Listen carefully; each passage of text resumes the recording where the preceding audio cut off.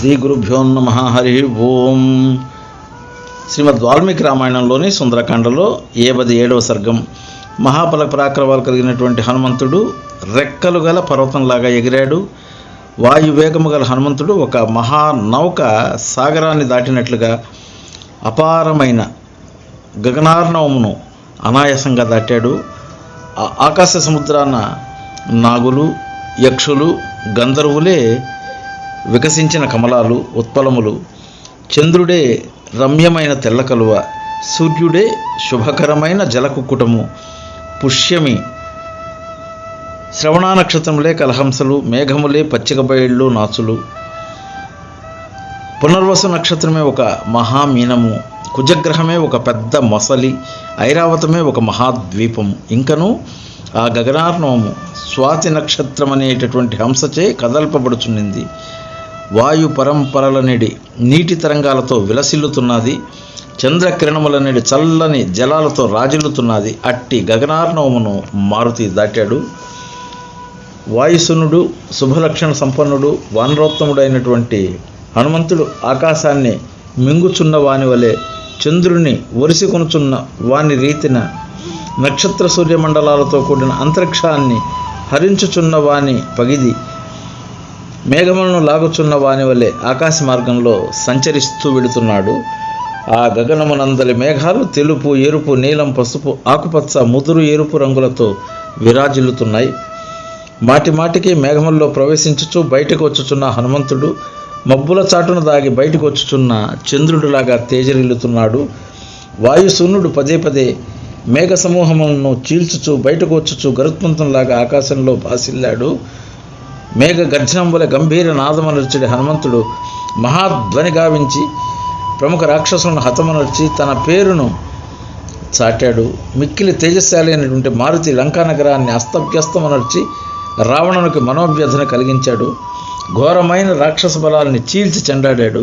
పిమ్మట సీతాదేవికి పాదాభివందనం కావించి మహాసముద్రం మీదుగా మరలా విచ్చేశాడు.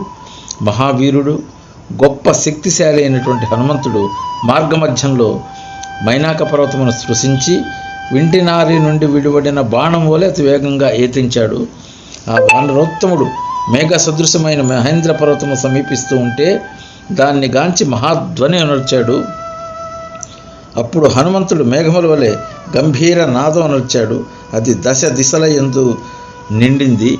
ఆ కపివరుడు సముద్రము యొక్క ఆవలి తీరానికి చేరి మిత్రులను దర్శించటకి ఉబలాట పడుచున్నవాడై సింహగర్జన చేస్తూ వాలాన్ని అటు ఇటు తిప్పుతూ గరుత్మంతుడు సంచరించుచున్నటువంటి ఆ నభో మార్గంలో గర్జనలు కావించుచున్న హనుమంతుని మహాధ్వనులకు సూర్యమండల సహితముగా ఆకాశం బద్దలగుతున్నదా అన్నట్లుగా ఒప్పారింది.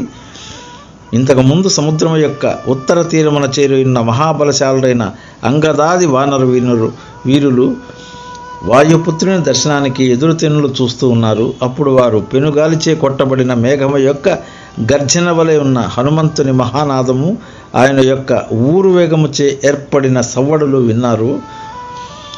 ఇంతవరకు దీన మనస్కులై ఉన్నటువంటి ఆ వానరులందరూ మేఘ గర్జన సదృశమైన వానరోత్తముని యొక్క నిర్ఘోషణమును విన్నారు.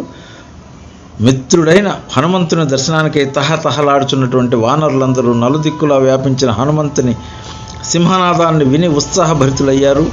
వానర నాయకుడైనటువంటి జాంబవంతుడు సంతోషంతో పొంగిపోయిన వాడై వానరులందరికీ దగ్గరికి పిలిచి ఈ విధంగా అంటున్నాడు: ఈ హనుమంతుడు అన్ని విధములుగా కృతకృత్యుడై ఇచ్చటకు వచ్చుచున్నాడు, అందుకు సందేహమే లేదు. వెళ్ళిన కార్యము సఫలము కానిచో అతడు ఇట్లు మహానాదం అనర్చుడు. మహాత్ముడైన ఆ హనుమంతుని బాహువేగమును, ఊరు వేగమును గమనించి మహాధ్వనిని విని వానరులందరూ సంతోషంగా ఇటు అటు గంతులు వేస్తున్నారు. ఆ వానరులు సంతోషంతో పొంగిపోయిన వారై చెట్ల కొమ్మల యందు శాఖలను పట్టుకుని దృఢముగా నిలిచి చిన్న చిన్న కొమ్మలను బట్టలవలె దులిపారు. ఈ విధముగా వారు తమ సంతోషాతిరేకాన్ని ప్రదర్శించారు. పర్వత గుహలలో ప్రవేశించిన వాయువు ప్రతిధ్వనించిన రీతిగా బలశాలి అయినటువంటి వాయుసునుడుకు హనుమంతుడు గర్జించాడు.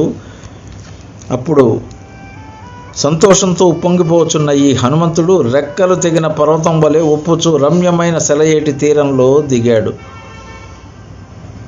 పరమానంద భరితులైనటువంటి అంగదాది వానరోత్తములందరూ మహాత్ముడైన హనుమంతుని సమీపాన్ని చుట్టుముట్టారు. క్షేమముగా తిరిగి వచ్చినటువంటి హనుమంతుని కాంచిన పిమ్మట వారి ముఖాలు ప్రసన్నములయ్యాయి. అతని చుట్టూ చేరి వారందరూ ఎనలేని సంతోషానికి లోనయ్యారు. ముదితాంతరంగులైన ఆ వానరోత్తములలో కొందరు గట్టిగా అరిచారు, మరికొందరు కిలకిలా రావాలు కావించారు. వానరోత్తముడైన హనుమంతుడు గురువులకు, వృద్ధులైన జాంబవంతుడు మొదలు ప్రముఖులకు, యువరాజు అయినటువంటి అంగదుడికి ప్రణమిల్లాడు. పరాక్రమశాలియు పూజ్యుడు అయిన హనుమంతుని అంగద జాంబవంతులు పూజించారు. ఇతర వానరోత్తములు అందరూ సాదరముగా శ్లాఘించారు. అప్పుడు మారుతి కనుగొంటిని సీతమ్మను దృష్ట్వా సీత అని సంక్షేపంగా నివేదించాడు. అతడు వాలి కుమారుడైన అంగదుని సాదరముగా దగ్గరకు తీసుకొని మహేంద్రగిరిపై గల రమణీయమైన వనప్రదేశమునందు ఉపవిష్టుడయ్యాడు. వానరులందరూ విశేషాలను వివరింపము అని కోరగా హనుమంతుడు ఇట్లన్నాడు: ఆ జానకీదేవిని అశోకవనమునందు దర్శించాను.